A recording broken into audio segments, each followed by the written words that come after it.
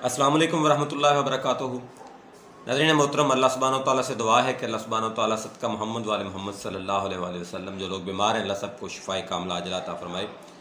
अभी मैं क़ुव्वत और ताकत का बेहतरीन नुस्खा आप लोगों के सामने रखने जा रहा हूँ, जो कि बड़ी बड़ी क़ुव्वत वाली अद्वियात जो है उनका जो है वो इसके पास भी नहीं होती।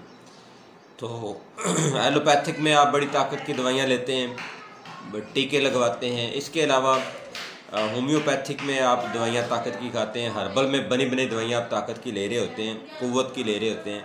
तो ये जो चीज़ मैं बताने जा रहा हूँ, अगर आप में क़ुव्वत की कमी है, अगर आप में ताकत की कमी है, तो इससे बढ़कर कोई दवाई नहीं है।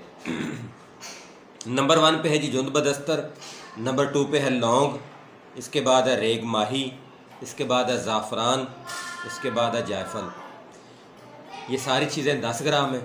इसमें सतावर ये आपने डालना है जी 50 ग्राम। सतावर 50 ग्राम है, जुंद बदस्तर, लौंग, रेग माही, ज़ाफ़रान और जायफल ये 10-10 ग्राम है। तो ये आपने सारी चीज़ों का पाउडर बना लेना है। 500 मिलीग्राम के आपने कैप्सूल भर लेने हैं। एक कैप्सूल रोज़ाना रात को आपने खाना है, तो क़ुव्वत और ताकत का ठाठे मारता हुआ समुंदर आपके अंदर होगा।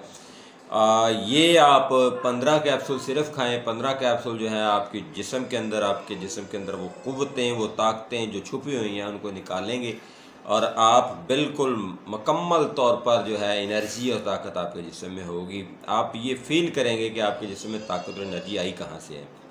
तो बहुत ही शानदार नुस्खा है जी, दोबारा सुन लें। जुंद बदस्तर, लौंग, रेग माही, ज़ाफ़रान, जायफल। हाँ, ये वो लोग जो गर्म मिजाज के हामिल हैं वो इसको इस्तेमाल नहीं कर सकते, और जिन लोगों का ब्लड प्रेशर हाई होता है वो भी इसको इस्तेमाल नहीं कर सकते। बाकी लोग इसको इस्तेमाल कर सकते हैं।